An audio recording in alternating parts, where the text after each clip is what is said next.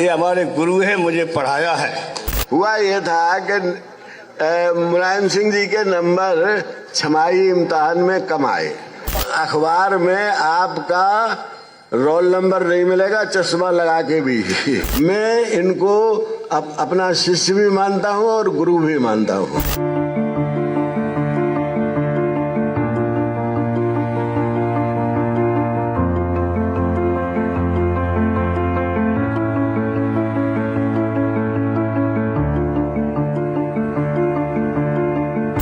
ये हमारे गुरु है, मुझे पढ़ाया है और इनसे मैंने बहुत सीखा है।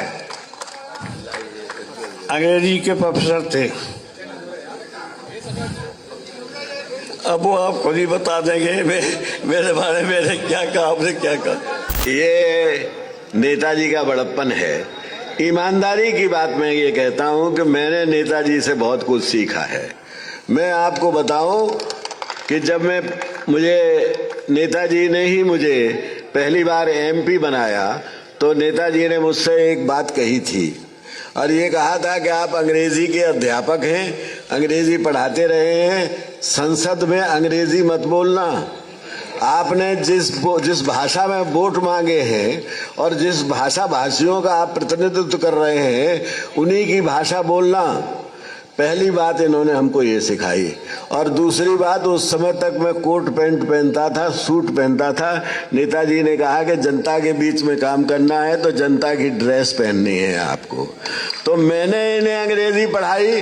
बाद में हम दोनों ने मिलकर अंग्रेजी का विरोध किया और ये कहा कि अंग्रेजी हिंदुस्तान की भाषाओं के पीछे एक भाषा हो सकती है लेकिन वो हमारी भाषाओं का नेतृत्व तो नहीं कर सकती। मैं इनको अपना शिष्य भी मानता हूँ और गुरु भी मानता हूँ। हमारे हाफ अली में इंग्लिश के नंबर कम आए तो उन्होंने क्या टिप्पणी करी, मैंने कहा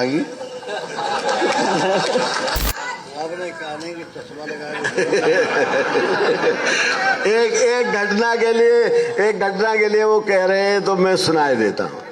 हुआ ये था कि मुलायम सिंह जी के नंबर छमाही इम्तिहान में कम आए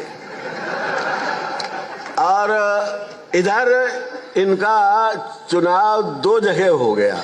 पहले तो जो राज्य में जो जिले स्तर पर जो खेलकूद होते थे तो ये लाइट वेट चैंपियन हो गए और इनका चुनाव आसाम में राज्य की तरफ से, यूपी राज्य की तरफ से स्टेट से लड़ने के लिए चैंपियन, उसके लिए नाम चला गया।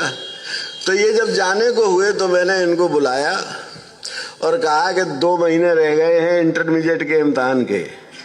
अगर आप कुश्ती लड़ने गए वहां पर तो अखबार में आपका रोल नंबर नहीं मिलेगा चश्मा लगा के भी।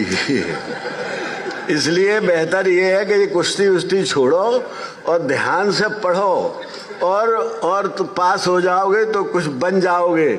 उसके बाद इन्होंने कहा कि मैं कभी फेल नहीं होऊंगा। ये नहीं गए, हमारी बात मान ली और उस बात मानने से ये हुआ, मुझे शंका थी तो मैंने कहा कि हमको कैसे पता चले कि आप पास हो जाएंगे।